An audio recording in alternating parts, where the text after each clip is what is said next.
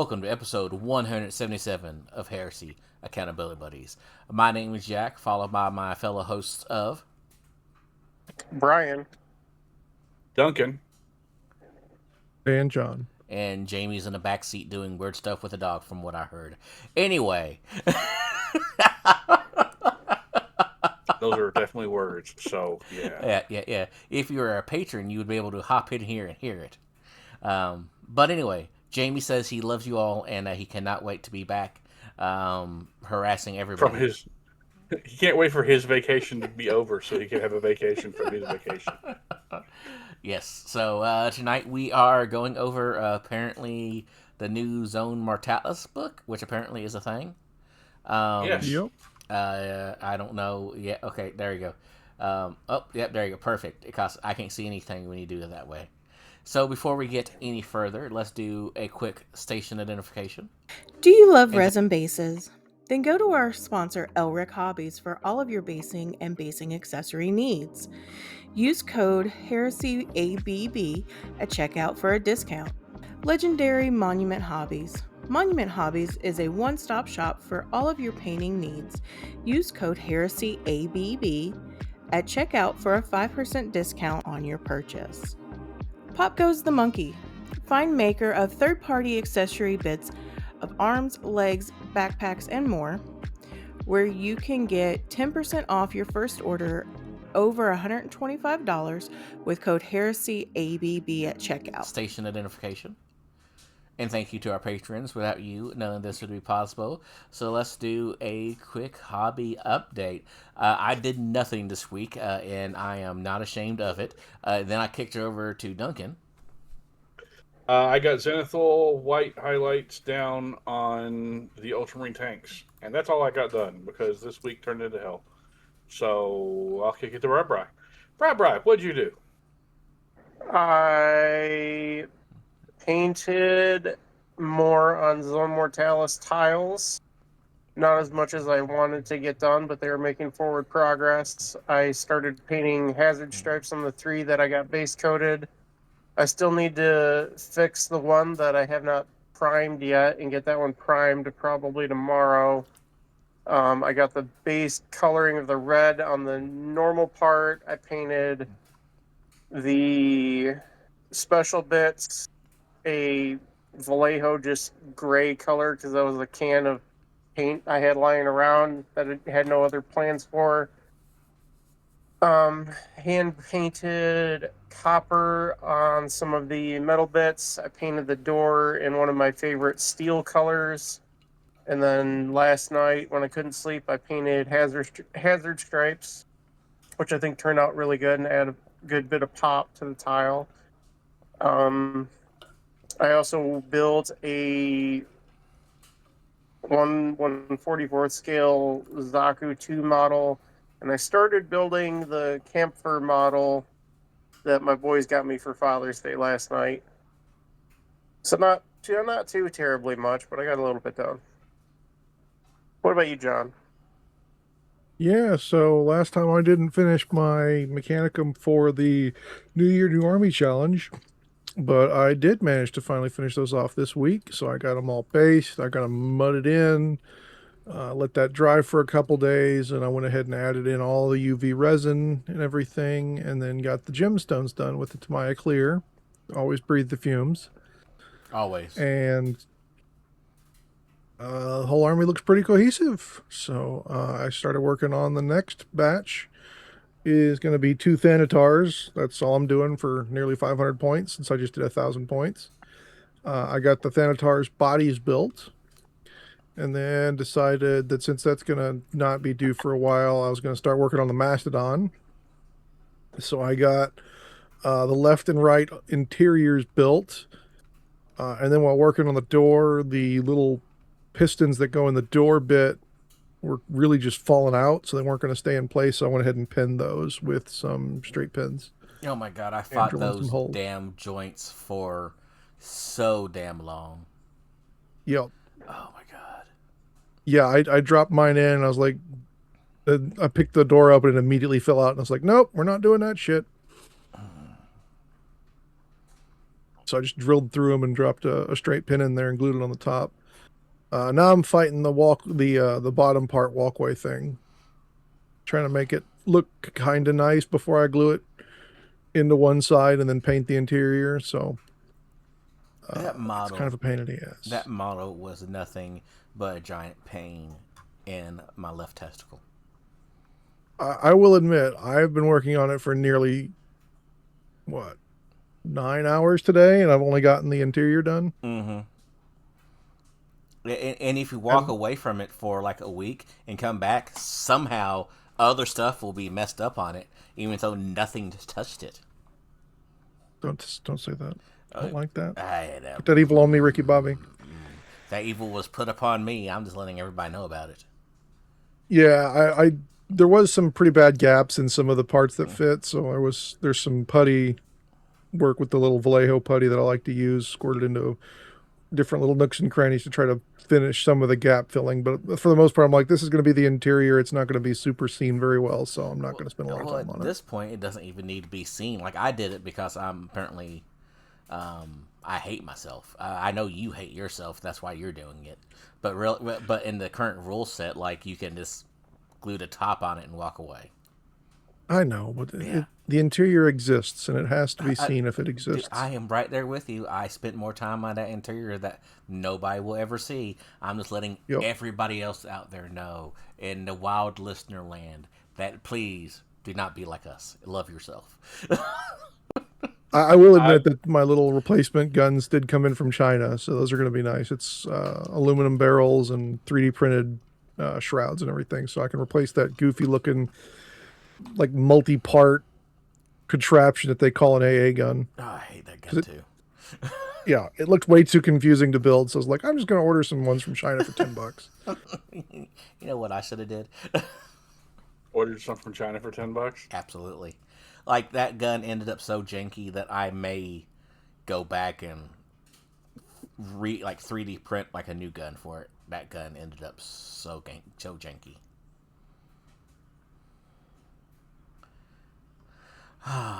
But anyway, anything else you done, Sean, other than fought with a mastodon for 9 hours? That was mainly it. Got another letter from the city, so I spent an hour with a pole saw outside cutting down trees. That sounds fun. It was. Okay, so I think no bodily injuries. I don't believe you. Your city sounds like just a giant HOA from the stories you've given us. Yeah, it really does. I should send you pictures of the rest of the alley because 90% of it is like overgrown, but I'm the only one getting letters. Congratulations. Yep, I'm just lucky. So lucky. Or I got a neighbor that just keeps spying on me. But the news. All right, we have hopefully a screen here in a minute. It's loading up. New and exclusive. Pre-orders. Yeah, so the stuff we previewed last time went up for pre-order. A lot of the starter sets and some of the made-to-order Empire stuff. The introductory set is kind of interesting for people that are just getting started in the hobby. For $77, you get 6 Marines and 6 boys and some little cardboard terrain and some paints and brush. I thought that said $770 at one point. I'm so much. No, I've got some heart stopping prices for you later though, Jack. Of course you do, asshole. I mean, buddy. Next week, a bunch of ogre stuff's dropping. I always thought it was be kind of cool to convert some of these more armored ogres into Thunder Warriors before all the 3D prints came along. And some of these look more Thunder Warrior than others, especially these guys. I never really viewed or thought of the Thunder Warriors as quite that bulky and fat, but I get where you're coming from. Some of them do look kind of... Like this guy right here reminds me a lot of how they described What's-His-Face in Outcast Dead. It kind of does, yeah. And the helmets kind of look like the old Thunder Warrior helmets, minus these big jaw things. I could see that. Either way, we got 3D prints now, and they're a lot easier, and I don't have to kit bash things. So, true. Speaking of not having to kit bash things, next week we're also getting the new Legions Imperialis Titan weapons. So we went over these in our preview show. Lord of the Rings is getting some stuff. And then Warhammer World Book of Dioramas 5th edition. GW, if you keep calling a book the same name and update 90% of the book, you should change the name so I don't have to bust my ass on eBay hoping I'm buying the right book. At least they change the cover photos every time. Why don't they just call it Book of Dioramas 1, 2, 3, 4? Or year it. Put a year on it. That would make more sense, yeah. I think the way they're doing this is perfect. Because it annoys me? Yes. That tracks. I am now fully behind this. Well done, James Workshop. There was one year they sold it online and it came with a free ticket to the museum. And apparently it never expired because I brought it when I went on a work trip to England. They were like, "What is this?" It's like, "It's a free ticket." I'm like, "Oh, okay, here's a stamp. Have fun." How much did it cost to get into their museum? It's not a lot. It's like $12 or something. Oh. Okay, whatever. And it's somewhere you can spend a long time. Oh yeah, I mean there's a lot of stuff in if they still have all the stuff they used to have. Yeah. I'd love to see some of that in person. Yep. During the week we got another Black Book release, so this time for Mechanicum at Calf.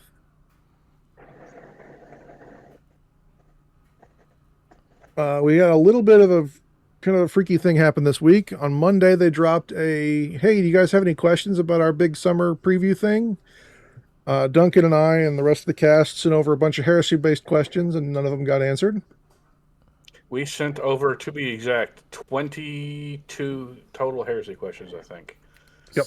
So I made it through half of that, and it seemed like the only thing they cared about was the softball questions across the board. Yep. Yeah, they even had a semi-hard question about Necromunda, and they just gave a softball answer of, it's different. Mm-hmm. Yeah, so... But the same. So this is a Q&A and look at how great this new box sets are and all that. Yeah, it was a Q&A that wasn't really a Q&A. It was more a show-off of new things. Yeah. Someone even asked them specifically, are there going to be unpainted terrain? And they didn't answer it. Yep.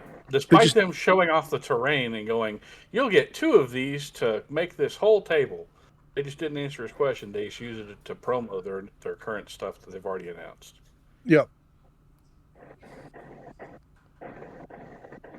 Apparently on Warhammer TV, they dropped a big interview with Richard Gray. I know a lot of us like his work, so it's kind of neat to see them doing more spotlights on some famous painters in the hobby space.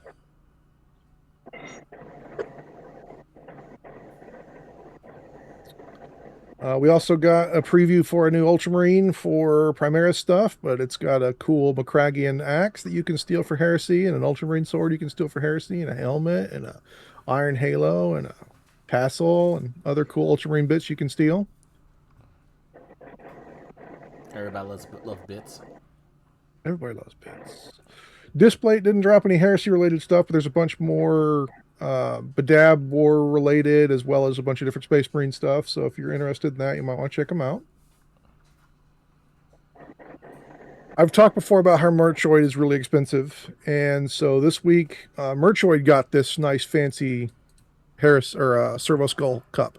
Jack, what do you think the Merchoid price is on a $70 cup? Didn't we do this last week? I think we did. We did from GW, but I'm saying, what do you think the third party is charging? $130. $85. Okay, it's a steal. Plus shipping from England and everything else. Yay! It's a bargain. Yep. What a deal. Joy Toy dropped a whole bunch more Night Lords to go with their Night Lords from last week. Yay! We got Night Raptor number 3 with an axe and a pistol. Number 2 with a chainsword and a pistol. Number 1 with a pistol and a big knife. And the Huntsmaster with a chainglaive. Yay. And the Night Haunter. Yay, Conrad. With probably one of the worst Primarch face sculpts I've seen from them. He looks like he's constipated. He looks like, yeah. That's exactly where I was going to go. It looks like he's trying to take a shit in his armor. Or he's trying to pull off a Palpatine impression and just failing at it. Either way, it's not a good face. No. Also, the bone effects on all these guys looked really washed out. I don't know if that's their pictures or they lack wash or there's like no definition to them. They just exist. Like you can't tell where the flesh begins and the bone begins on some of these guys. It's a bit of an issue, but yeah. Here you go, Jack. Jamie's new coffee mug. Fuck. Starforged, Chaos Gods, Dark Gods, the Plague Lord, Nurgle, Pestilent Beverage Mug Cup. I swear to God, we all need to chip in and get that for Jamie for Christmas. Yep. That's gonna have to be like a stretch goal on fucking Patreon to fucking afford it. Yeah, for those that can't see, it is $77.01. How big is this? Please tell me it's like 20 ounces or some shit. It doesn't say. It says height right there in millimeters. So Yeah, 92 millimeters. Yeah. My guess is it's probably 10 ounces, like most GW cups are. it's coffee cup size. A small coffee cup size. I don't know about you all, but I use my 30-ounce Yeti tumbler for coffee every morning. So, yeah. Some of us use more coffee than others. And some of us coffee their coffee with extra coffee. That's John. Damn right. It's delicious. Spectre Minis is going back on the ancient 40K train with the Socialite gang. So if you want some Eschers that look like they stepped out of a Blanche painting. Oh my God. It's so horribly bad. Very garish. Yeah, I mean, it's either an Escher gang or these are Slaneshi cultists in 30K. People who follow around behind the Emperor's children. Yeah. There's a couple Kickstarters I saw. One of them is Z Survivors Warbands. It's a new miniature game, but it comes with a bunch of multi-part plastic civilians. I'm always looking for cool civilian NPCs for my games.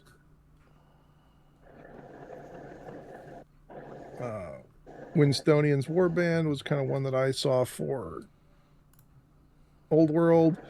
Anvil finally released how they're going to start breaking down that Cathay-looking White Scars militia army we talked about last time. They're going to be multi-part models. So you're going to get a selection of bodies and torsos and heads, helmeted heads, face-plated heads, unhelmeted heads, different hats, sheathed and unsheathed power katanas and power crossbows. I like this. Yeah, it's a very cool looking army. Rising Realms, Temple of Decay, another STL for those wanting to build ZM that looks like it's in a dungeon. There's a bunch of different traps and movable parts that you can put in place, as well as some creepy looking demon guys that you can add to your pledge. For $44, it's not bad for a whole underground's worth of terrain, considering what the Dragon Forge and things like that cost. The Forgotten Bastion 3D printable fortress system. If you thought the Forge World walls weren't impressive enough, and you wanted something that made them look tiny, This is 32 mil? this is 32 mil. Nice. I want to see that in scale to a toddler or a Titan or another human. Yeah. I think I'm going to get this one, honestly. I don't know why. I always like sci-fi walls. And this has power generators and cannons and the giant gatehouse and a trench system. And he's designed it so you can put LEDs in there. Jesus. And how much is it to buy into it? $41. That's not bad at all. No. And a super missile. You're my super missile. Thank you. Oh my Thank you. Lord. Could you send We me did talk about the that. link to that one? I will, sir. Thank you. Another trench version, this time Trench Combat 2, No Man's Land. mainly styled after Trench Crusade, but if you're doing Kriegers for Militia or Solar Ox, this is definitely something you could put on a display board. Breaks down into multiple pieces. I like the fact that it's enclosed pieces of trench, almost like old Space Hulk terrain. Ooh, that is it all modular with Yep. like cubes or tile layout? Yep.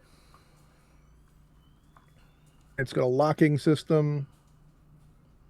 You know, other than for the ZM rules that has ceiling, you could use this for a really neat ZM trench game. Yep. Well, that's kind of how I designed that memorial park that I was working on, was to be used as a ZM board when I didn't want to use it as a park to put it in another board. But again, fairly cheap. $15 all in. That's not bad at all. Brood Swarm Hive, if you like StarCraft 2 and you want buildings. They've also got some infested 40k ruin looking stuff. This one is from War Scenery, so if you've seen their stuff before, you kind of get an idea of what's going on. Except this time it's all buggy. And instead of pipes, you get a digestion gut. There's Yep, a joke no, there. I'm good. I'm gonna leave it alone. Yep, not touching it. Scale 75 is announcing that they're going to be running a moving sale from July 10th to July 19th. So they've got a bunch of stuff marked down. They claim deep discounts. I like some of their metallics and stuff like that. So it's up. If you want to go to their website and see what they've got for sale. War Games Atlantic is coming out with a bunch of cool stuff. They've got a set of 4 plastic hard shipping containers, including pallets, plastic pallets, and a bunch of other stuff that comes with them. And they're starting to do textured bases in 28 or 25 and 32 millimeter in plastic. Okay. And finally, Anvil Industries, they're going to expand their cyberpunk range with a group of cyber psychos. These are mainly going to be character themes. They're not going to be as multi-part as some of the previous ones were, but there's also going to be some extra parts for some of their multi-part models. So if you want more ball gag men and Cyclops we can have at home. If only you could combine the Cyclops with the ball gag. That would just be perfect for them. Yep. Oh, are you gonna cover the Home Tower Battle Foam thing? Yeah, so that was kind of interesting. We got an email this week from Battle Foam. Let me pull it up. It looks like Battle Foam is now part of Wayland Games. So that's all they've said. That's it. Battle Foam is excited to announce that they are now part of the Wayland Games family. Trickle Baggy's joining forces with Wayland Games, War Cradle Studios, and Kraken to bring you the latest and greatest for all things tabletop. We have no clue what this means. Yeah. We could easily speculate that Wayland Games bought out Battle Foam, that Battle Foam bought out Wayland Games, who already owned the other things. We don't have a clue. Yep. There's no information other than this. But it's something to keep an eye out for. Yep. Yep. Especially since I'm sure that most of our listeners who have heard us talk about transport and stuff have heard us talk about each of us using Battle Foam. So Absolutely, this is a good thing to be concerned about in case quality levels go down because of this. Yeah, and the way they make this logo look, it's like Battle Foam bought them. Yeah. But there's no telling either way, because they've done weird things like this in the past, where when they made their own game and then they sold the game to somebody and then stuff, and it's weird. Has anyone here dealt with Wayland Games or anything like that before? Because I have zero experience. They're mainly in the UK. Like that's Yep. Yeah, like that. They ship over here, but that's it. They don't have like really any directly U.S. facing things. So, and I'm looking out War Cradle's on their Facebook, Dystopian Wars, and there's really nothing on their Facebook talking about it either. Well, it's new Dystopian Wars. Old Dystopian Wars was somebody else. Yeah, but they have Dystopian Wars now, and they have Firestorm Armada now, and I played both. I've gotten rid of my miniatures and army for them years and years back at this point, but they were interesting games, interesting model ranges. So they've been doing a lot of plastic production with a lot of that stuff too. A lot of those models were resin. I know the reason I got into the game was my local store did like 90% clearance, and all of my friends, we all got armies for less than $60, and we had like 40,000 points of stuff. Yeah, I don't know. It's kind of weird. A quick Google search about Wayland says that they're Europe/UK's largest independent retailer for tabletop hobbies, specializing in discounted games, miniatures, stuff like that. It makes me wonder if maybe they're just buying up Battlefoam UK's distribution, or no one knows what's going on. We're just all making guesses at this point. Yeah, there's no way to know anything. Yeah. So if you hear something about this, let us know, because we don't know shit. The literally only reason why I wanted to bring it up is that way it was a known conversation. Thing? Yeah. Yep. Yeah, because the second I got the Mastodon ordered, I ordered Battlefoam for it. Yeah. Yeah. Second I got my Mastodon, I ordered Battlefoam for it. Yeah, whenever I do, I put all my tanks in Battlefoam and all my dreads and infantry on magnet bases. Mm. With that, gentlemen, is all the news. Yay, no more news. Everything is great and awesome. Unless you live on a space station, in which case it's being invaded, and you're having to fight the invaders. Beware of the knocking outside. Yeah. Beware of fighting in trenches and tunnels and space stations and underground mines, because doing so is dangerous, especially when you can have people turning off the doors and then screwing up and turning all the doors open or closed and other things. Zone Mortalis. Brand new Journal Tactica released yesterday on the 11th. Can I have a minor grant right first? Oh, absolutely. Is it about Zone Mortalis, or is it before Zone Mortalis? It's tangentially related. I would love to hear this. So, we covered the units last week because most stores got all their stuff early. Yep. You know who didn't get their stuff early? I'm going to guess the Games Workshop store near you. Yeah, all the GW stores. Mine didn't. Shit. I don't mean to laugh, but so I drove all the way out there, got there right as they opened, thinking they're only going to get like $5 or something like they usually do. And they're like, yeah, we didn't get our shipment this week. And I was like, what? Nothing? No, we didn't get anything this week. We should get it sometime during the week. We'll post it on Facebook. And then they wouldn't give me the coin because I bought some Castellax to build the Flamey robot unit. And they were like, oh yeah, the coin this month is just for people that buy the Armageddon box. So we don't even have those. Sorry. Have a good day. Bye. So you went there for basically 3 things, got one thing, and told to piss off. Uh-huh. Excellent customer service. Thank you, James Workshop. We love you. GW as usual. That does sound about right. In a good note, my friendly local game store, I went there Saturday morning, I think 30 minutes after they opened. I got my copy, and they had like 6 or 7 copies sitting on the shelf waiting for Jack to show up and get his copy. I've played 2 games of Zone Mortalis, I think, in I don't know how many years. Since first edition? Yeah. That's fair. That's reasonable. I think I played about that as well. I was never really that big into it, mainly because I never finished my Breacher models and things like that. Man, I've played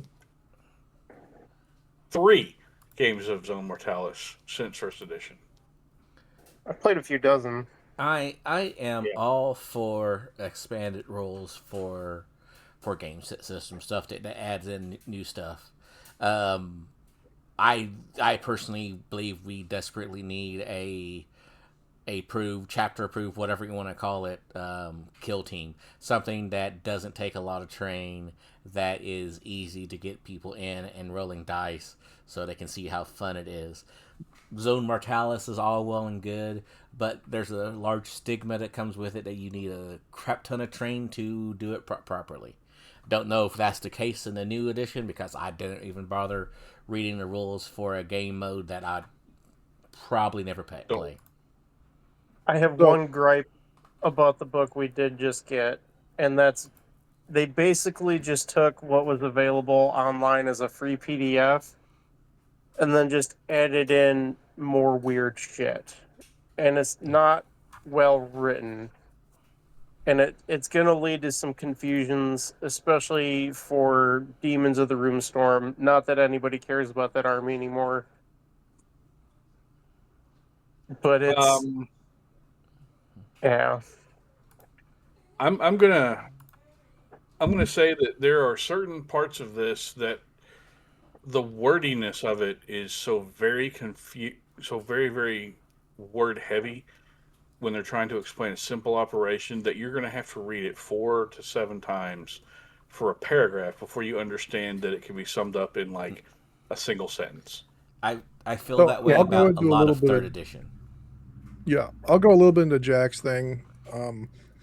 So I used to have a lot of ZM terrain, specifically things like there was an old Kickstarter called Bug Hunt Corridors, and then the Doom 3 board game had a bunch of corridors, and I bought a couple copies of that on the cheap to use for things and some Space Hulk expansions. There's two real ways to do terrain for ZM. There's the GW/Forge World method, which is kind of more exclusionary. Like you can't go into these places because the terrain is there. And then there's the there's the Space Hulk/tile method, which is more permissive, which is like you can only go to these places. Okay. So if you look at some of GW's game design, except for the last Hero Quest, they've been moving towards more kind of a combination of the two. So you get little corridors, and then you get big boards to put down for big rooms and things like that. I don't think you necessarily need a crap ton of terrain. I think if you have Necromunda players, you can take a Necromunda table and use it, Oh, and just limit the I'm with height. you.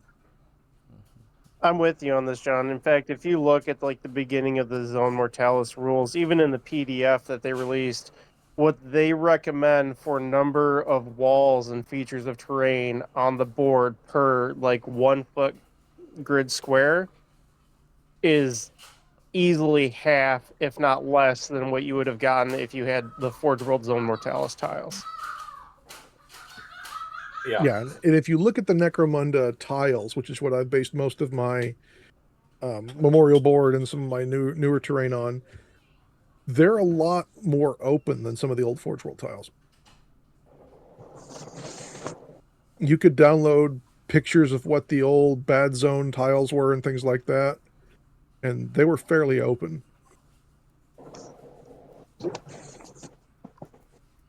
You end up with a lot of T's and L's and maybe one or two little wall pieces, and that's it.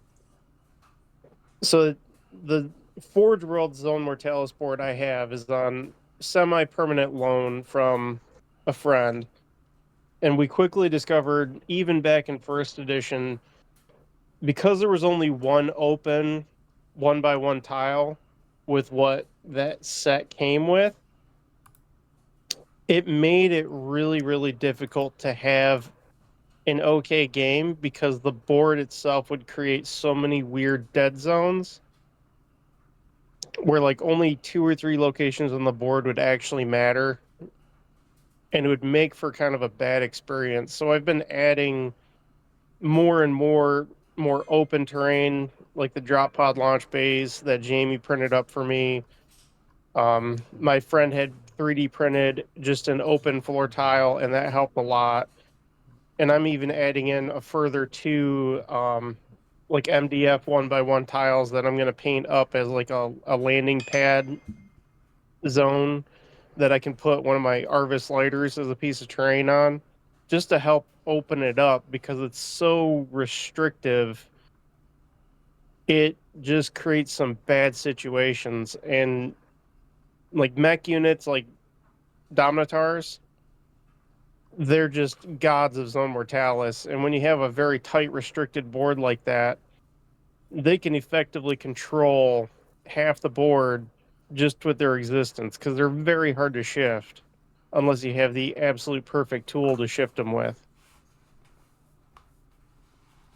Yeah, there's even a mission, which we'll cover in a bit, that kind of recommends being more open. The Nexus of Ruin, the elevator mission, Mm-hmm. where it has 2 of the tiles are just barely completely open to be elevator platforms. And the whole center of the table, 20 by 24 square, is considered your scoring area, and that's where most of the fighting is going to be done.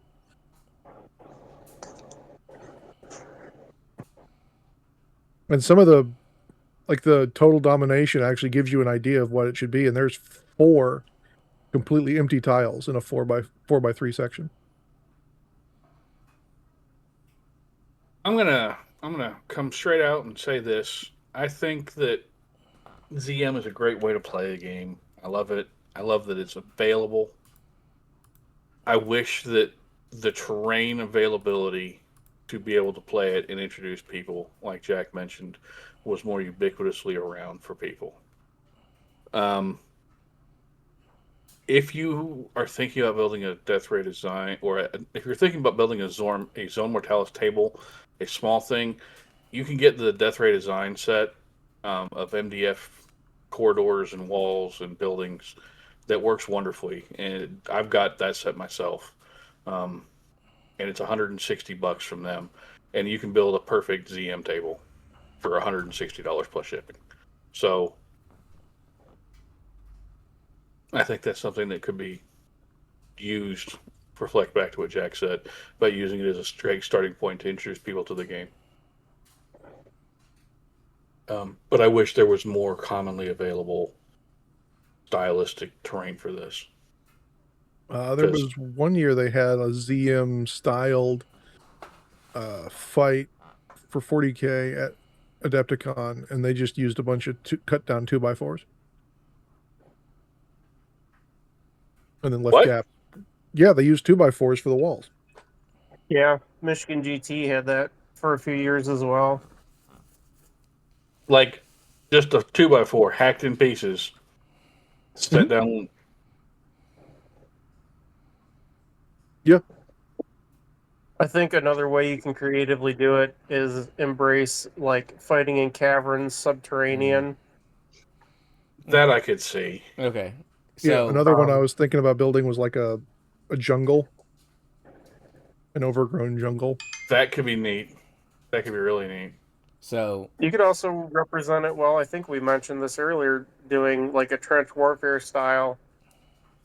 And then that adds in the possibility of not only are you fighting in the trenches, but you could also risk jumping your units above. There's things you could do with that. There's ways you could build the table, and if you don't want to build the table, there's ways that you could find to have a table already done for this. Or John could use his 300 shipping containers and create a shipping container Zone Mortalis labyrinth. Yep, we're fighting at the port city of Sneck, and it's all about the shipping containers piled high, 300 of them. You got to root through all of them to find the opponent. Yeah, so do we want to kind of break down the rules? I don't necessarily know off the top of my head what has changed specifically from So if I heard correctly, basically they took the rules that we had already, and they haven't touched the core basic rules. They just added a bunch of, what did Brian say on here? Because I've read his little synopsis real fast. So The mission objectives changed. Okay. The board size changed. Okay, so board They new board added- side is 3x4 or 4x3. Oh no, they kept that. They just changed the name of it. Basic rules have remained unchanged. Reserve rules have changed significantly. Brian, tell me about the reserve rules. So this is one of my frustrations. It doesn't actually say like if there's some sort of weird resource point pool for them, or if this is just how you handle reserves in this game format now. But it gives you reserves in Zone Mortalis battles, which is on page. No, you know what? I can't even read it right now. Reading's highly overrated. It gives you reserves stratagems, which it doesn't really well define what those mean, but basically it says you cannot use deep strike or outflank. Instead, you use these other rules, which can be reinforcements, forced march, encirclement, flanking force, mass elevator, which only is relevant in missions where you have an elevator, and teleport strike. These all dictate how you get these reserves, where they come in on the battlefield. So teleport strike, for example, is you essentially gain deep strike with that unit, with the caveat that if you roll a 1 on your reserves test for that unit, they just are destroyed. So it's like old school 40k deep strike mishap. They are gone, dead to the world. So sorry, Joe. The other ones are pretty much self-explanatory just by their name. Encirclement lets you come in from the opposing player's board edge. Reinforcements is basically just normal reserves. I think the way this breaks down, so it says reserve stratagem. The following reserve stratagems may be selected for units from any army list. Additional reserve stratagem, including those able to be selected. I think it's just different styles of reserves. Yeah, it replaces That's the original I get. like outflanking. Like you can't outflank. Instead, you have to pick one of these for them. You Yep. can't deep And strike. the target number is different for each one. So basic reinforcements is still a 3-up. Force march is now a 2-up with modifiers for heavy. Encirclement is a 4-up with modifiers for heavy. Yep. Flanking force is a 4-up with modifiers for heavy. And if they have outflank. They have their own caveats. Yep. Yeah, they each have their own caveats. They each specifically play differently than one another, but also really kind of play the same. And that leads into the new Zone Mortalis Prime Advantage teleportation transponder. You could burn your Prime Advantage to give a unit deep strike. Yeah. So obviously that means that you are still going to deep strike, which you're normally unable to do, but you're going to be affected by that. You roll a 1. Oh, they're all dead. So kind of weird, but okay, whatever. And they cannot charge out of that deep strike. No, they are not able to do so. Yep. But then it makes it weird because how does this interact with the demon's Harbinger special rule where he gets the demonic Pokeball effect where he can put a unit in reserves and summon them in base to base with him? I don't know. No way of knowing that. That probably would be wonderfully addressed by D6 on the table at the time, since we're not likely to get a fact about that kind of interaction. Yeah. So, you want to talk about the reactions, or are those pretty much still the same, Bri? Very different. They added in. So you have your normal reactions, and then they give you 2 extra ones. The first one being take cover. This advanced reaction allows models to attempt to move out of line of enemy fire. The trigger is the reactive player may declare a take cover reaction in the shooting phase during step 1 of the shooting attack sequence of any shooting attack made by the active player. The cost is 1. Target. The target unit is always the unit whose shooting attack triggered the reaction. The reacting unit is always the unit that was the target of the shooting attack that triggered the reaction. Once a take cover advanced reaction has been declared, the reactive player must roll a dice. Each model in the reacting unit may be moved up to a distance in inches equal to the result of the dice roll. Once the reacting unit has been moved, all models in the unit gain the Shrouded 6-up special rule until the shooting attack that triggered this reaction is completely resolved. The active player must resolve the remaining steps resuming from step 2. Check the target of the shooting attack that triggered this reaction. So it's a way, and they had this reaction in 2nd edition. You basically get a d6 roll to move that many inches, and you can try to get out of line of sight, and then the attack would stop. And if you don't get completely out of line of sight, you do get the Shrouded 6-up damage mitigation roll. It's kind of nice. Then they have this bypass cogitator. This advanced reaction allows models with the Battlesmith X special rule to change the state of doorways on the Zone Mortalis battlefield. Trigger. The reactive player may declare a bypass cogitator advanced reaction in step 2 of the move subphase process if an enemy unit ends a move more than 8 inches away from a friendly model with the Battlesmith X special rule. Cost is 1. There's a whole paragraph to that, but it costs you 1 reaction point. Target. The target is always the unit whose move triggered the reaction. Once the cost has been paid, the reactive player must select 1 unit under their control that has at least 1 model with the Battlesmith X special rule that has no models within 8 inches of any enemy models that unit is the reacting unit. My God, could they make this more wordy? Yeah, basically the gist of it is you make an intelligence check and you change the status of a door from open to closed. You change the status of X doors, where X is your Battlesmith. Yeah. Wait, all those words for a door? Yeah. Doors. If you're like Battlesmith 2, you can get to open 2 doors or close 2 doors, or open 1 door and close the other. Oh my sweet baby Jesus! I blacked out until I heard the word doors. Yeah. Oh, yeah, it's wordy as shit. Okay, this was. there's this one. Somebody just wave at me when I come back. I'm taking these off now. Okay, there's this one and one other spot where I was talking about earlier when I was mentioning the fact that there's a lot of really wordy nonsense. Hold on, Duncan. An important thing to note is I don't see anything dictating what doors you can shut in the battlefield. So this could be any door anywhere on the battlefield from what I'm reading. Correct. Yes, you're right. That was kind of where I was going to go lead-wise, because it doesn't make sense, but you can open the door on the other side of the table rather than a door that's in your current way or someone else's way or something. It's weird. I don't understand it, but whatever. So this reaction is going to make playing against Mechanicum and Zone Mortalis suck even a little bit more. Yeah.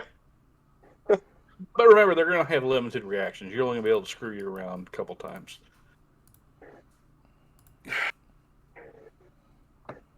I'm going to compare this, and I'm going to take a quick rush out of break. I'm going to... line of sight in ZM's odd, obviously. But this is where I'm talking about some of these are overly wordy to have simple explanations you can tack on into one sentence. I'm going to read this. It's measuring ranges in Zone Mortalis, paragraph 2. If a path cannot be traced between 2 models due to intervening walls and or doorways in the closed state, the effects of any rule that affects models within a defined range that does not require line of sight do not apply, and no attack can be made using a weapon with a special rule that allows attacks to be made without line of sight. That is one sentence. It's not even a paragraph. It's just one sentence that can be summed up with, if walls are in the way or doors are closed, you can't shoot them. even with non-line of sight weapons. If there's something blocking the way, you can't fire through it. What's funny is it also says earlier, if I'm not mistaken, there was a separate section where it said weapons without line of sight restrictions can't be used, period. So they Yes. put that in two places, but sometimes when you're like, does this interact with that? They don't put that in two places. Yeah, so there's a lot of overly wordy rules in the ZM rules right now. And I think that's one thing that everyone who plays with this new book needs to really remember is you're going to have to sit down, and I highly suggest coming up with your own understanding of how things work based on what it reads. Because some of this shit's confusing for no reason and doesn't need to be. And you You can mean sum like it up. attacking doorways where it specifically says it's a vehicle and then says that it can be attacked by vehicles or weapons with the detonation special rule, even though the detonation special rule says it can only attack vehicles? Yeah. Or the crushed. If a model on a piece of doorway terrain, when it is changed from open to closed, or this results in one or more models from a unit being no longer positioned in unit coherency, the unit the model is part of, or the unit that is no longer in unit coherency, suffers an immediate hit with a strength of 8, an AP of dash, and a damage characteristic of 2. The doorway terrain then counts as open terrain for the remainder of the battle, and the doorway terrain piece must be removed from the battlefield if possible. Basically, someone got jammed in the door, and when it crushed them, it did damage to them, but then it broke the door, so it stuck open. But it's talking about you have to be on the terrain piece. Some of these doors are large pieces that you aren't actually in the doorway of, yet still somehow it crushes Bob from your squad when he's on the other side of the door from the rest of the squad. Even if you're not between the doors, it still crushes Bob in between. That's a bit nuts. Yep. And overly wordy to say so. Sorry, John, have you read through the Cogitator Terminal Mission Special Rule? Yep. Because this one is word soup.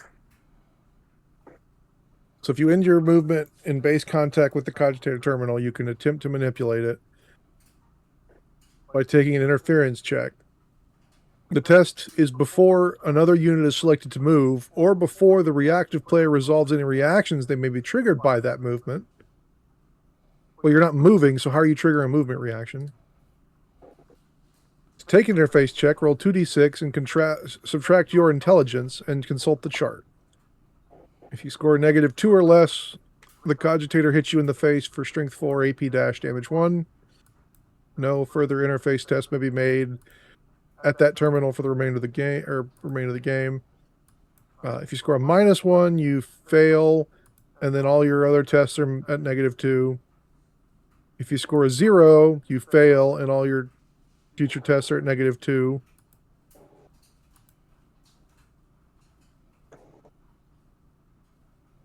Oh, sorry. If you have a -1, not only do you fail, but all doorways on the battlefield are immediately closed. Yep. What the fuck? Yep. So you just broke all the doors. Even doors. I'm trying to access your MacBook, and I lock you out of your house. Yes. Because that is how the security systems work. If you roll a 1,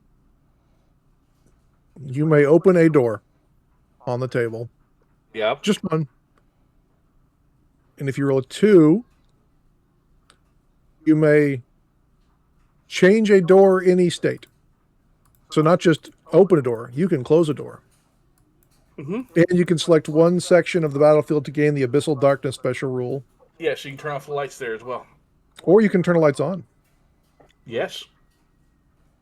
There's actually reasons to turn off lights on yourself, so that way it's harder to get shot, or turn on the opponent so it's easier to shoot them.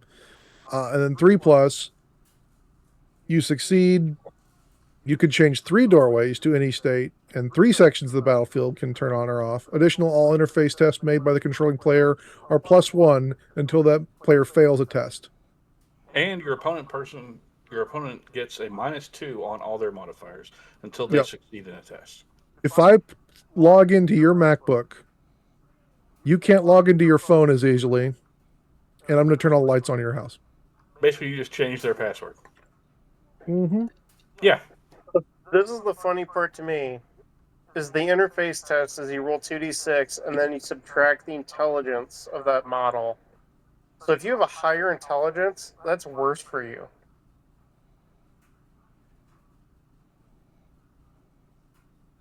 Yeah. To take the What? interface test, roll 2d6 and subtract the results from the current value of the model's intelligence. So, no, it's not quite. No, it's just poorly worded. Okay. Yeah. Yep. Yeah, so you have an intelligence value of 9. You roll 2d6, you get a 4, and then you consult the table, and you got a 5 after the minus. So, yay!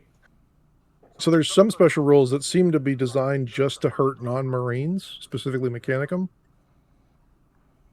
The campaign and battlefield effects. So you can cause collapses with other special rules in some of the missions. And it changes the confined space for that piece of table to be D6 plus 3.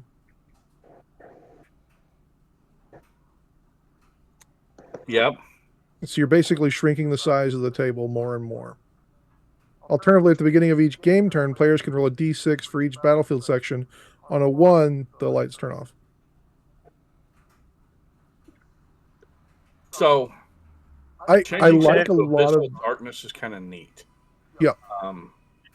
We should explain Abyssal Darkness. Abyssal Darkness is basically you cannot draw line of sight more than 6 inches into a zone that has the Abyssal Darkness. So if you were 6 inches or farther back, you cannot be seen. They cannot see through that tile.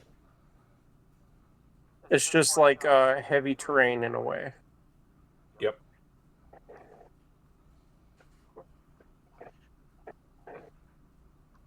I think there's another thing we kind of need to talk about before we go into the missions on this. And I think that's the advanced battle rules, where it's got 2 different new ways to play ZM, if that makes sense.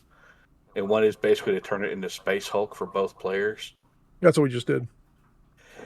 Well, I think the easy, fun way of that is to literally turn it into Space Hulk and add extra blips just to fuck with people. That's we the unknown just did the enemy. Yeah, we just did the battlefield effects. You're talking about unknown enemies. Yeah, that's the part I'm getting at. So players may wish to utilize numbered counters and or blips on 25 or 40 millimeter bases. Prior to deployment, these blips should be marked by the controlling player corresponding to each unit of that player's army, including models that have joined that unit. And then you basically just move the blips as they are. Yep. And you can only move it to the maximum movement value of the minimum movement value of somebody in the unit. So if you only got someone there who can move 6, you can't move it 7 if the rest of them can move 7 because you have an attached Terminator or something like that. But once I a think blip is moved this, within line of sight of an enemy model, that blip should be replaced by one model that represents the unit and all other models placed on the battlefield within coherency, but not closer to the enemy model than the unit that triggered their placement. Yeah. Another wordy way of saying you can't be any closer than the guy that first got seen. Yes. I like this because I remember the old Space Hulk game, and I don't mean the most recent version, which is basically just a rehash with slightly updated rules of the original Space Hulk. But one of the things I always liked about it was the concept of you didn't know if the blip was a real blip or if it wasn't a real blip. And so this makes me feel like that again. I just want the ability to have people have extra fake blips. So both sides faking one another out with a fake blip, I think would be kind of fun. I'm kind of surprised there's not a prime advantage to take extra blips or pay 10 points to get an extra blip or something like that. Yeah, I agree. I think it'd be fun to do an event where everybody has to deploy their army as blips. Granted, this would take a lot of work It would from take the a lot player of or the event organizer, and then you could add in rules for people getting extra blips that are nothing blips. Yep. I think it'd be sweet if you could make the entire table Abyssal Darkness, and you don't turn over blips until you're 6 inches or whatever from somebody different. And, it was a real person. Oh, God. Or a real squad of Marines who all have flamers. You're screwed. Or, oops, it was a rat. Discard the blip. Yep. What I think would be even funnier is if 2 fake blips encountered one another. Like, discard both of them. 2 sensor ghosts ran into each other. Yeah. It'd be neat. Yep. We want to talk about the primary detachments? Before we get to the missions, I think we should. And I think we should also make note that it specifically lays out these are for ZM only. Much like and they're in addition to. Yeah. They're not. You can still take your Crusade primary detachment force if you want, or you can take one of these. These are pretty cool, and I almost wish you could take them in normal games. Same. They all come with a command and high command, none of which is prime. The strike force comes with 2 heavy assault, 1 is prime, and 4 troops, 1 is prime. The bulwark comes with 2 dreadnoughts. I forget what that thing's called. One of those is prime. War engine. 2 supports and 2 troops, 1 of which is prime. And then finally the line breaker is 2 heavy assault, 2 troops, and 2 elites. 1 of the elites is prime. Jack looks very confused because I brought him back because of the ZM detachments part. No. So you don't need me. No, we don't. 21, Jack. And Jack goes right back to hiding. Fine. Carrying on. So yeah, you get 3 deployment maps. I think those are the same as they were in the PDF. Hot dog, hamburger, or triangles. The dimensions are a little bit different. So if you're playing essentially Dawn of War, you only deploy 8 inches up from your longboard edge. If you're doing hot dog, so the 2 short ends going at each other, you're 12 inches in from the short edge. Then the triangles, you are 24 up and 24 over in your corner. Yep. I might be alone in this, but I still prefer how it was with the 36 by 36. The 3x4, it's okay, but I prefer it. Helps running events that you can get more games on less tables. With a 3x3 or a 3x4? Yep. Yeah. So each of my 6x4 mats is essentially 2 ZM boards now. Yeah. And I've tried playing this a little bit, playing games with my oldest, because our dining room table is big enough to just barely fit a 4x3. It's honestly not bad playing it 12 inches shorter. It makes it a faster game on top of being already a faster game, so you can afford to have some of these additional rules slowing you down a little bit, and it won't just like absolutely eat up all the time you have if you're trying to run an event or play a quick game.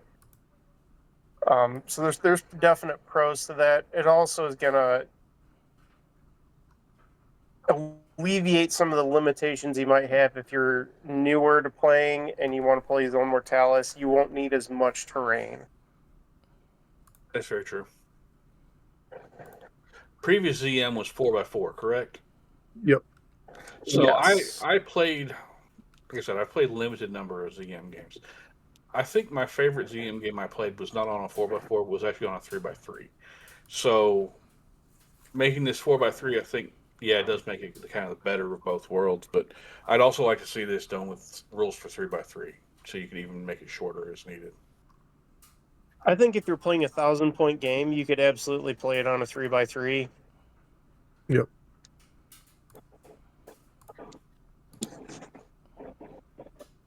So there's the new missions. Sector Assault's the first one. It has a new primary mission objective called Blood for Blood. You score 1 victory point when you kill the last model of an enemy unit outside of the challenge subphase. Excuse me. If that model was removed as part of a unit or of model with Vanguard. So if the killer was Vanguard, you score the Vanguard points instead. So you won't just get one, you'll get, say, 3, 4, Yep. 2, whatever. Yeah. I like that change for Vanguard. It makes sense to me. Vanguard is there for that purpose. Yep. It's really hard to get right now because of people walking off objectives and things like that. Yes. Yes, it can be. So doing this with Blood for Blood does make it more kill pointy, as it were, Yep. and allow Vanguard to actually help. The secondary mission objectives are... Oh, go ahead, Brian. I was going to say, it also makes sense, too, because essentially the entire board is the objective in these new Zone Mortalis missions. Because I believe pretty much all of these are going to have a variation of these 2 secondary mission objectives, which John started bringing up, which are Sector Domination and Slayer of Champions. And I'll let John continue on. Yes, they do. I just double-checked all of them. So Sector Domination is variable points depending on the mission. The reactive player may score victory points equal to the value of X during each of their opponent's victory subphases. So not your subphase, the opponent's subphase. For each sector of the battlefield they dominate, a sector is dominated if you control units in that sector greater than the number of enemy units in that same sector, not including units under tactical statuses. When calculating the amount of units, each unit with the majority of models that have the line X special rule count as an additional amount of units. So if I've got a militia squad of 20 men in a sector, and Duncan has 2 units of 2 rampagers, Duncan gets that sector. Because they don't have line. Yes, but equally, if you have 1 unit of tactical Marines that has line 2, it's a tie. Yep. Yep. I like that rule as well because it makes it feel like your guys who are better at controlling areas, i.e. those with line, will have a better payoff in this. I think what do you think about the scoring at the end of the opponent's turn, though? That's a big change. So again, I think this is a good change for ZM, and that does make some sense.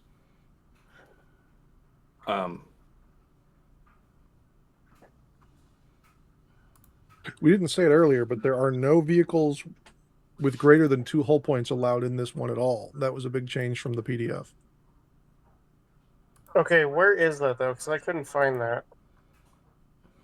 If you have the PDF of it, I have to go all the way back. Yes, obviously there's PDFs floating somewhere out there in the ether. We're not endorsing you go find one or look for it, but you can probably find it.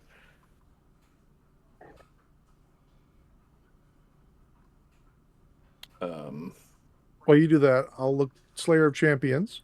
Each time a model is the winner of a challenge and the unit that model is returned to it in the following resolution subphase is declared the winner of the combat.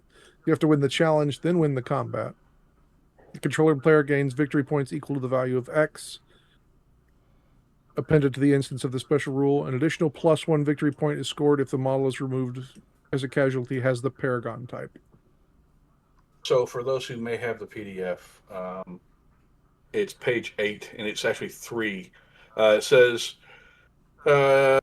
each area defined as having a confined space special rule X is counted as impassable terrain for all models with the vehicle type that has a base hull point characteristic of 3 or greater, or models with the variant of the bulky X special rule that is equal to or greater than the variant of the confined space rule.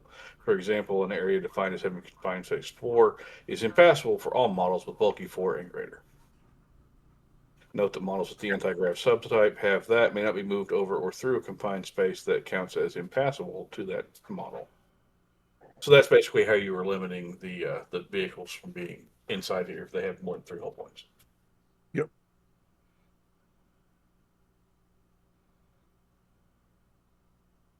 Anyway, continue on, John. That was it. So you get X points, where on most missions it's at least 2 that I saw.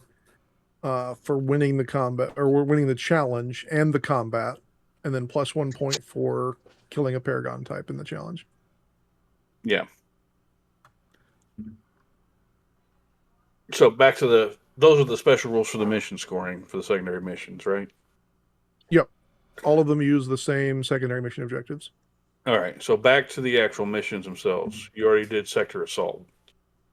No, we were starting with, Sector Assault is Blood for Blood, Sector Domination 2, Slayer of Champions 3. Yep. It uses Breach Action Zone Mortalis mission special rules, which we're covering. Reserves sees the initiative as normal.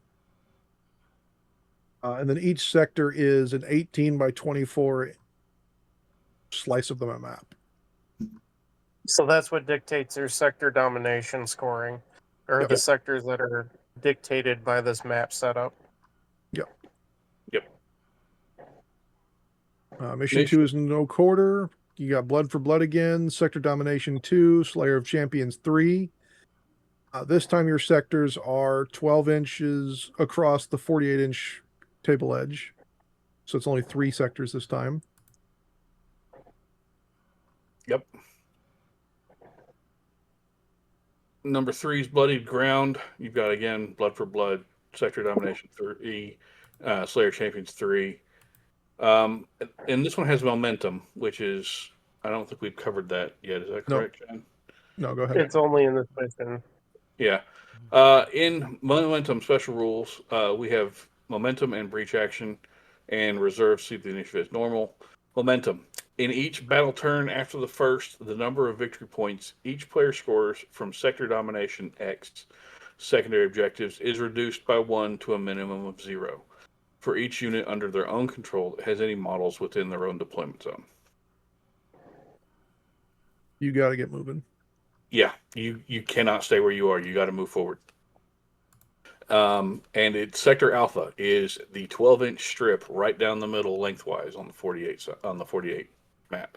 So you've got 4 feet of 12 inches in the center. That's what you want to control. You can't stay where you are.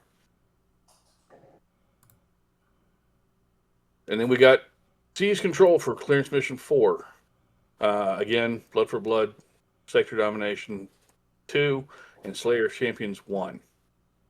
Special rules are the Cogitator Terminal Zone, and Reserves and Seize the Initiative per normal. Cogitator Terminals. This one, John, you read this one. Yeah, so during step 4 of resolving this mission, which is basically set up, each player places a single Cogitator Terminal anywhere outside of either player's deployment zone until 2 Cogitator Terminals are placed on the battlefield. Why not just say each player gets a terminal? Why do you have to say that you're limited to 2 terminals when there's only 2 players? So, I don't know. But again, it's extra words to say that. And this one has the same 4 sectors, but this time they're 12 by 36, so they're running the short ways. Yep. Then we have... Rabbi, you want to read Mission 5? Nexus of Ruin. This one gets pretty weird. So the primary mission objective is the Blood for Blood. Secondary mission objectives are Sector Domination X with an asterisk, and Slayer of Champion 3. It says See Vital Ground, Zone Mortalis mission special rule, which is literally the second paragraph underneath of it. Mission special rules. This mission uses the Vital Ground, elevator, platforms, reserves, conveyor, Zone Mortalis mission special rules. That's a mouthful. As follows, in the CZ Initiative special rule, Vital Ground, for the purposes of Sector Domination X special rule, if either player has the most units in Sector Alpha or Sector Beta, they score 5 victory points per sector in the respective victory subphase. The remainder of the battlefield, excluding mass elevator platforms, that is neither Sector Alpha nor Sector Beta, is a separate sector, and the player with the most units in this sector scores 3 victory points in the respective victory subphase. Elevator platforms. 2 areas must be designated as elevator platforms indicated on this mission's deployment map. Additionally, any models that are within an area designated as an elevator platform during either player's victory subphase are removed as a casualty at the end of that subphase. Yeah, That could be rough. Basically, the elevator brought you up to here, and then collapsed underneath of you if you didn't get off quick enough. Reserves conveyor. When selecting a reserve stratagem for any units to arrive from reserves, both players may only select the mass elevator stratagem detailed on page 11. Deployment and sector maps. By default, this mission uses the configuration Primus deployment map, which I think that is Dawn of War, right? I'll check. The battlefield is divided into sectors as Yep. shown on the sector map below for the purposes of the Sector Domination X secondary objective. The central sectors of the battlefield should be empty of wall terrain and feature only area terrain and barricades. Elevator platforms should be designed in an designated and open area of the battlefield, otherwise counting as corridors and chambers that are enclosed on no more than 3 sides by walls, or alternatively represented by suitable terrain features within the indicated battlefield sections. So if you have the OG Forge World tiles, there is a tile that is quite literally this shape, where it is a U of walls. Yep. So the way this one is basically set up is kind of goofy, but you're going to have a 24 by 20 section in the middle. You'll have the platforms, basically the elevators basically butt up to it, and the entire goal is king of the hill, whoever holds the middle. See, I thought this would be Also, cooler if it was like a Akira elevator. Like you had the whole thing, middle thing was the elevator, and then you kind of jumped onto it as it went by certain levels. That could be neat, and that kind of does make some sense. Instead, this is like an arming chamber or something where it just happens, or a fighting pit, and then the elevator just keeps bringing dudes to the fighting pit. Yep, that's kind of how I so thought. here's a weird tidbit. If you are using the Forge World ZM tiles, that U tile, you are only getting a 4-inch by 4-inch area to deploy your unit. Yep. So keep that in mind, because that's not a lot of space. So I do like the fact that they're not limiting base size on this, like they have in previous editions. And then they're also not limiting unit size like they have in previous editions. So that kept militia and some other armies out of the game. So you can still bring a Leviathan in this. You're just going to run into some issues with smaller doors and what is that thing called again? The cramped area. Oh, Confined space. Confined space. But that just limits how fast you can move instead of just excluding you from the game entirely. I think one way that can actually be done with this, specifically with this mission, since it doesn't say how big the elevator itself is, it just gives you a shape for the elevator. I think realistically what you can kind of do is have those be, you have to deploy from this spot to save people from having to pay the extra attention to, if I left someone on the elevator, they're gone.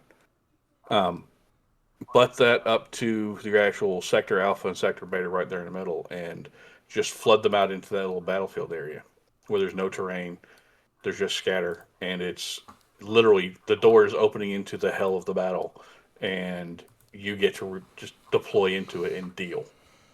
I think that would have made a bit more sense, if that makes sense.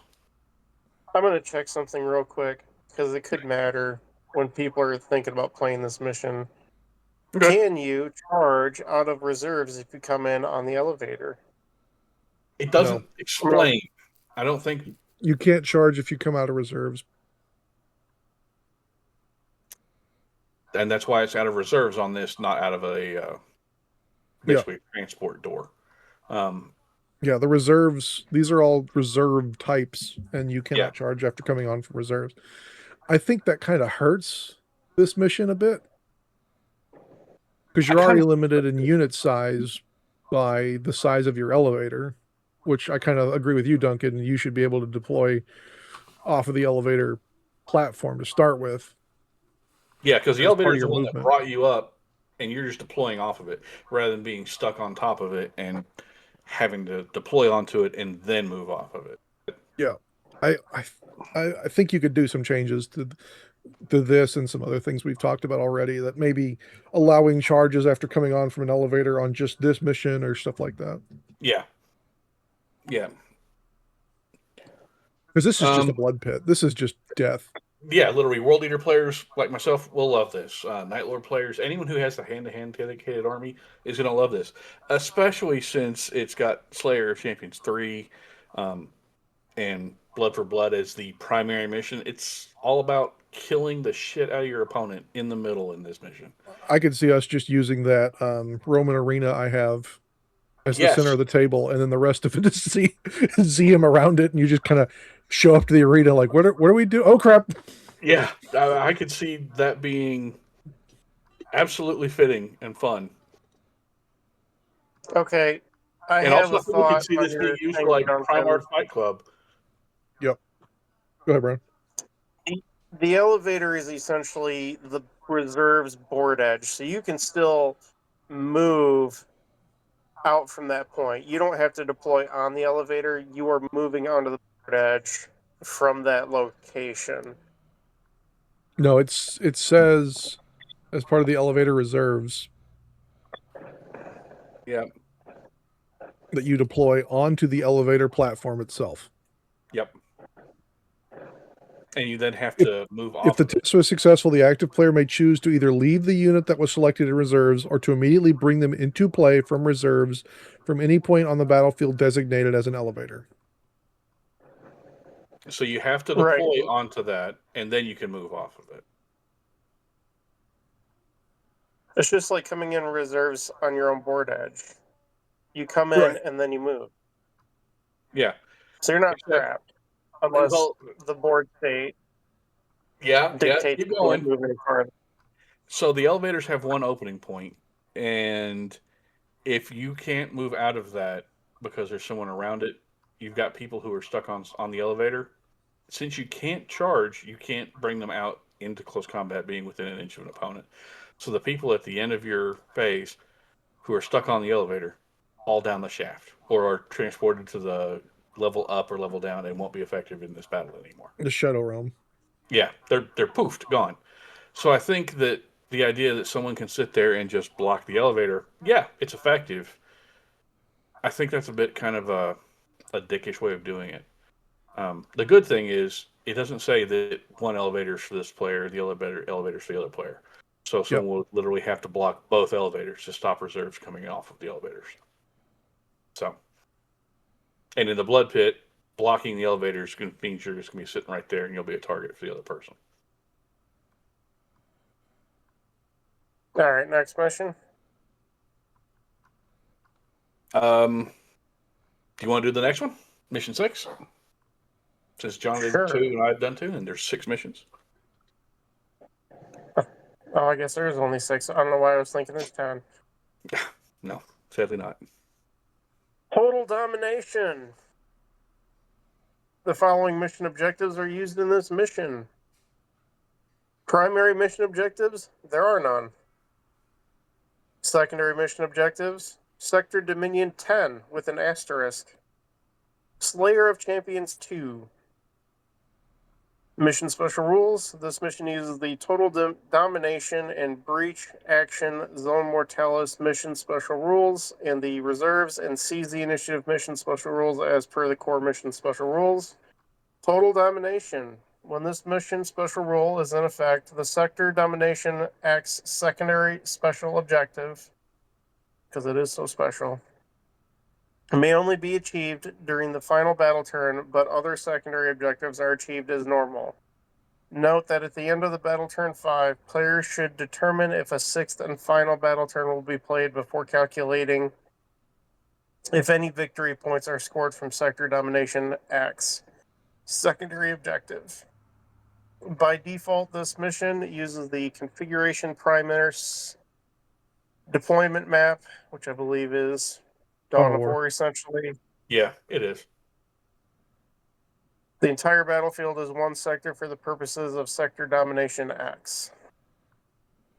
As long as you have more stuff surviving after 5 or 6 possibly turns, and you hold more stuff with more line, you're going to win. Unless you were assuming really your good at opponent didn't fighting get a bunch of. champion. Yep. Yeah, assuming your opponent didn't get a whole bunch of Slayer champion. This one's where line is really going to shine for total domination.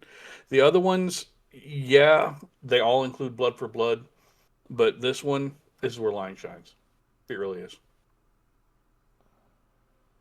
And I think that's kind of telling in that all the missions leading up to this one, they're all about killing off your opponent to control everything more than controlling everything on its own. This one, it's survival, which I think is kind of nice.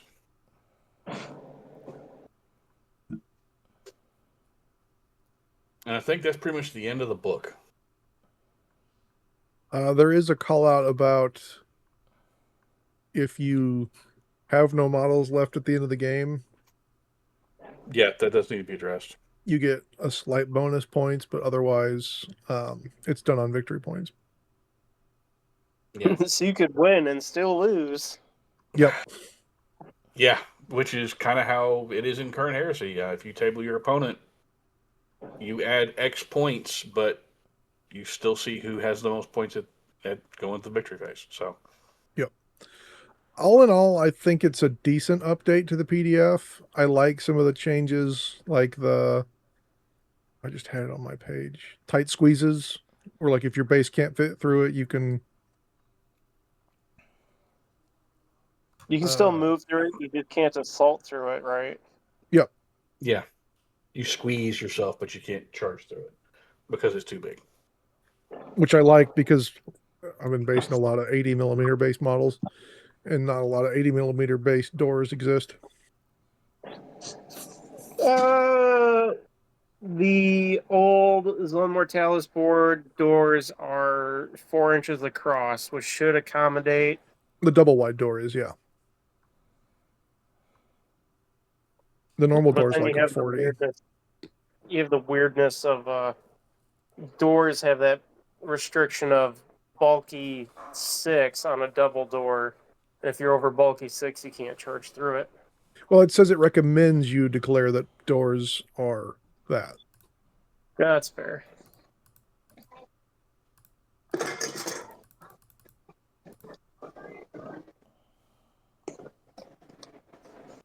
It says recommending that all doors of the same type are declared the same bulkiness. And then you subtract the amount of inches off that unless you're double the bulky of the door. Yeah. So some of the things like the bypass cogitator reaction makes no effing sense to me. I think that should have to be done at like a cogitator station or something like that. Like randomly, if I walk by a tech priest, he can freak out and lock all my doors. Like that's a little weird. Yeah, so you just kind of gave him the heebie-jeebies, and he just said, "Nope, I'm not doing that," and close all the doors around him. Wi-Fi. Yeah. Like if it was limited to a certain amount of like all doors, you can change the status of doors within 12 or 18 inches would make more sense than any door on the battlefield. I'm kind of But sad otherwise, they took the function of being able to lock doors. Yep. Granted, you can attack and destroy doors, but yeah, I think first edition had like set doors that were locked no matter what. in some of the missions, yeah. Then they would have missions where the attacker and defender, whichever side, got to dictate the door status. Mm-hmm. Yeah, it's definitely not old ZM. It's new ZM. It kind of goes along with new edition, so it's a lot faster. It seems and feels that way, yeah. Not that I'm upset. I'm glad we have official rules for it, and I'm glad it did release the expanded mission, the expanded units that we got in it. I like that. I think the objectives make it a much more playable format. The objectives out of the original PDF were kind of wonky. Yeah, you're not wrong about that. Yep. I also like the fact that this brought back kill points in effect with Blood for Blood. Because you can, for people who are writing missions, just easily swing that over. It's already got an official GW rule for it. You can just swing it over to your mission in X location. Yep. I also like that the ZM missions can go up to 6 turns. Yep.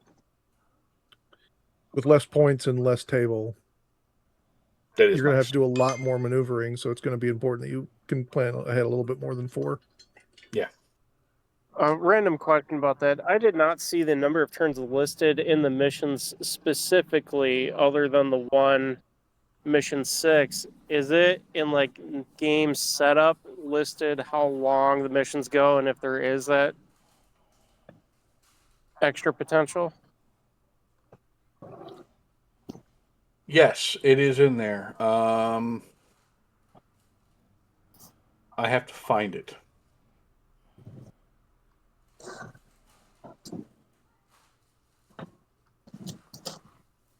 So anyway, keep going while I look for this.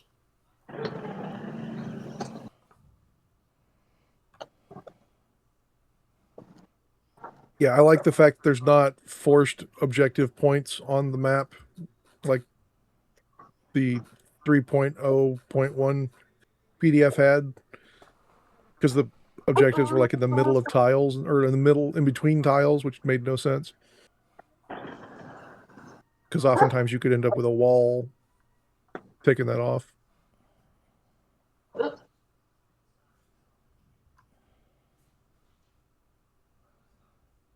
So one thing before I actually locate that, because I'm still looking in the book. I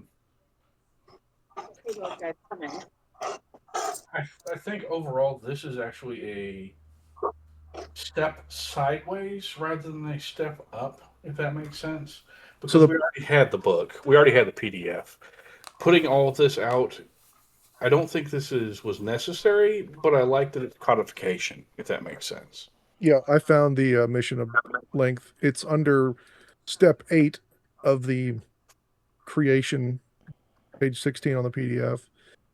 The player that deployed first in step 7 takes the first player turn. All clearance protocol missions are played for at least 5 battle turns. At the end of battle turn 5, the player who took the first turn must roll a dice. On a 1 to 2, the battle is ended. On a 3 to 6, a final turn is played before the battle is ended. Also, if you have the PDF, it's page 13 up at the top, and if you have the book like I'm staring at, it's page 23. It says, the Zone Mortalis mission pack presents missions with a variable battle length of up to 6 turns. Yep. So, boop. There we go. And that sudden death bonus is 3 victory points for killing everybody. Yeah. Like I said, I don't think this is a step up. I don't think it's a step back. I think this is a sideways step.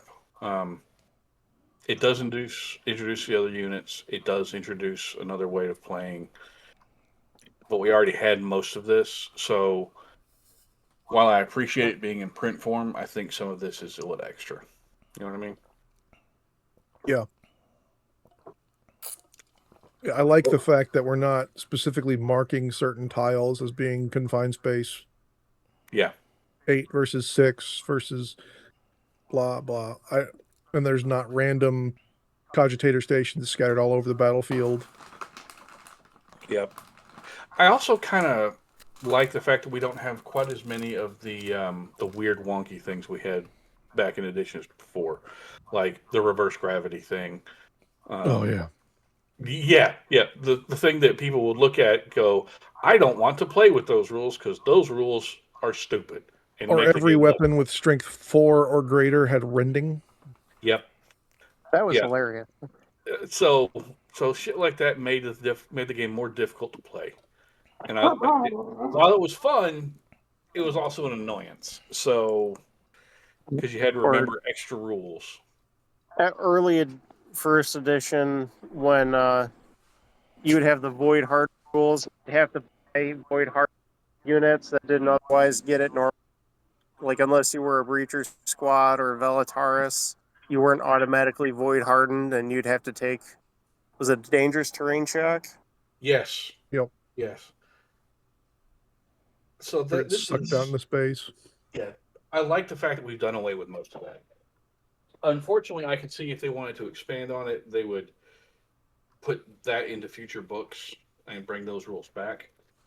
I also think that because we now have an official ZM book and not just a PDF, that GW may start including in future expansion books or Journal Tacticas, whatever. They may start including ZM rules to expand on ZM in those as well. So that could be a thing we could look forward to. Yep. Overall, I give the book kind of a B. Not a B plus or a B minus. Just kind of a... It's nice to be officially published and have the extra stuff in it. But yeah, especially when you add in the units that people got. Yeah. I think the Marines... units I love. Yeah, the Marines gained the most, obviously, with their veteran... Breachers and veteran despoilers. Yep. I mean, we already had the breachers. Now they're adjusted. We didn't have the spoilers, the veteran despoilers, but now we do. I'm happy with that. And the Bernier robots are nice. Yeah, the robots are good. And if you have the art book, if you have the book, it's got some really nice units and art in there, so that's pretty neat. Like I said, overall, I think a B. What do you think, John? I think it's accurate. Barbara? If Discord will let me unmute. I give it a B minus on a scale of 13. That's fair. That's fair. Jack gives it a silence because Jack just kind of tuned us out at some point because, yeah, I get it. ZM's not for everybody. I definitely want to finish some of my ZM stuff or more ZM focused stuff. This makes me want to move forward with more breachers and makes me want to move forward with veteran despoilers. More than anything else, that's what this makes me want to do. Because we know I like close combat, and both of those things really reflect with these two units in here. And with the addition of the official Blood for Blood rules, yeah, and the fight in the middle of the Coliseum mission, yeah, I like that even more. Yeah, I'm looking at the Velataris Raider section. Those would be cool. Alley Vipers. Yeah, that'd be neat for your dudes.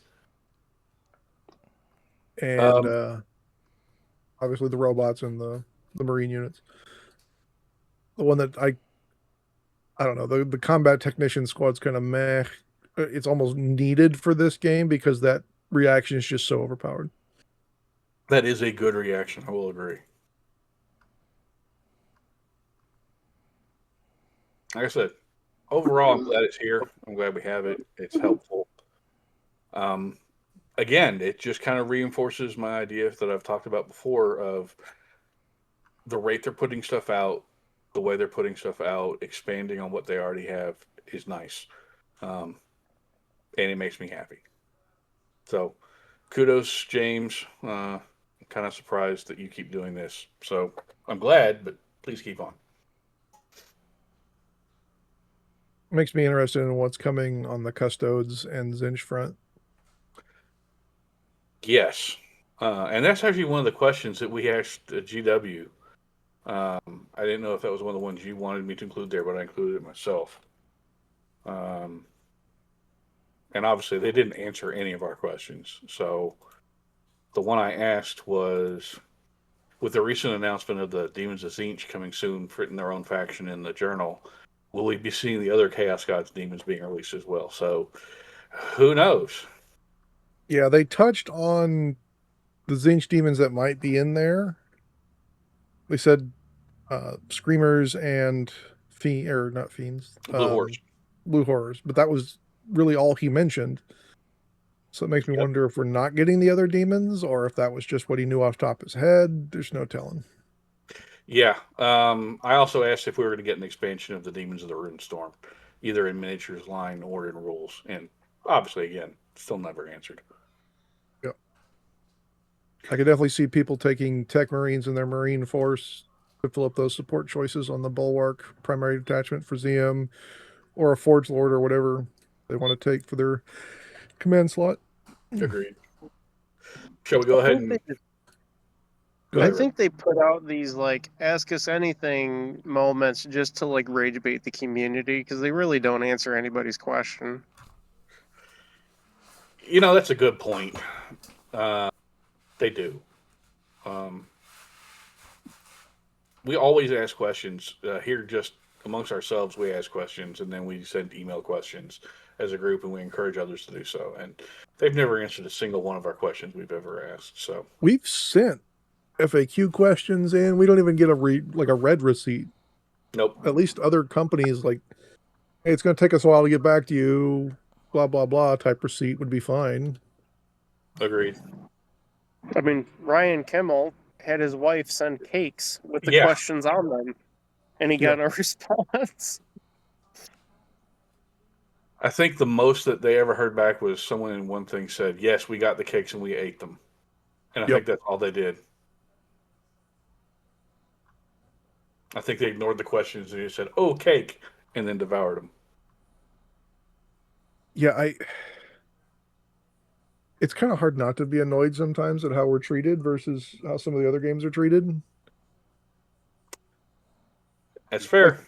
The only question that anyone asked about the new Warhammer Academy thing is like, is it going to be available in different languages? Which, is important, but is it just going to be what they said it's going to be, which is 40K and Age of Sigmar? Like, why are you neglecting all of your other games that might have questions on them? Good question. How to play Heresy would be great. How to play Legions Imperialis would be great.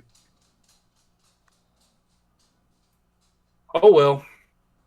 Yep. How to play Zone Mortalis would be nice. Which is why you listen to us today on episode 177 of the Heresy Accountabilibuddies Podcast. Yes. Which is so that people out there in listener land might know, Radio Free Isfan, our friends, who are sadly no longer recording at this time, made 177 episodes. As of this episode, we're also at 177. We miss you, RFI. Yep. Can we do some event shout-outs and then call it a night, guys? Yeah, next weekend is my event at New World Gaming on July 18th. We're doing 3K games still, but we might be doing some ZM in the future if I can get some stuff assembled. Okay. Barbara, you got any events to shout out?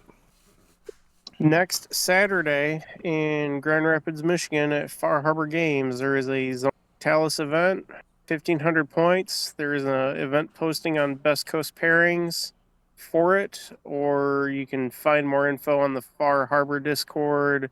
Charlie, the guy running it, is also on the Horse Heresy Michigan Discord. I might have posted a link to the Best Coast Pairings on the Accountabilibuddies Discord. I don't remember. It's been a minute. But that'll be running 10:30 a.m. to about 5 p.m. 2 rounds. Should be a good time. They're also doing a 2-day narrative in August, I believe August 15th and 16th, unless that winds up changing. And if it does, I'll be sure to let you guys know. And then in Lansing, Michigan, we're having a 2-day narrative October 10th and 11th as well. So look forward to that in the future. Cool. I'll go ahead and throw this out there. Nova Open, our friend Ben Marsh is running the Heresy events there. That is September 2nd through the 6th. I know there's people who play Heresy. There's a fairly decent sized community. Hope some of they all get a chance to go and play and have fun.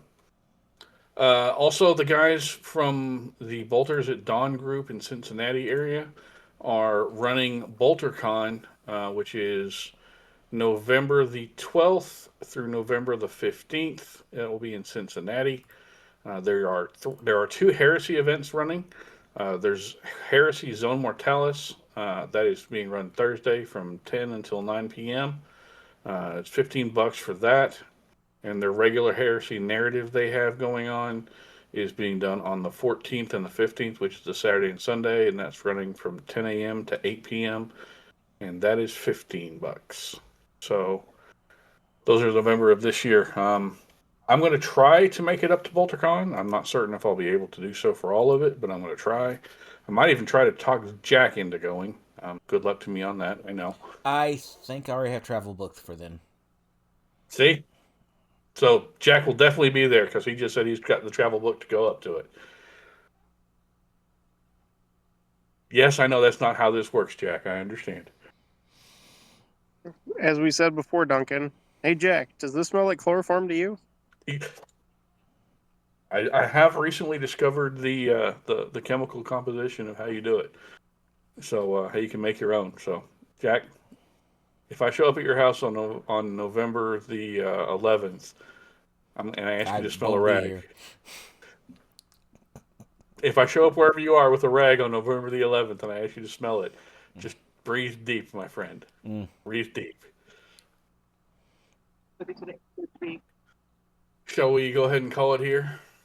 Well, team, I can say it was a hell of a show. I'm so glad that you all answered all of the questions for Zone Mortalis, and that you worked through all the difficulties and all the strange interactions that there are in Zone Mortalis, and you gave a lot of good tips on how to appropriately handle that on the table and the in and outs of how to properly do stuff. So, John, go ahead and take us out of here. Thanks, everybody, for Jack not telling Duncan to tell Brian to tell me to do things on episode 177 of the Heresy Accountability Buddies. My name's John, and I've been joined by... Not Jamie. That would be Brian. I am Duncan, also known as Not Jack. I'm just here for a good time. And Jamie misses you all, and should be back next episode. And always remember to stay accountable to yourselves, to your buddies, and your hobby. And we'll talk to you next time. There you go. Like and subscribe, and see ya.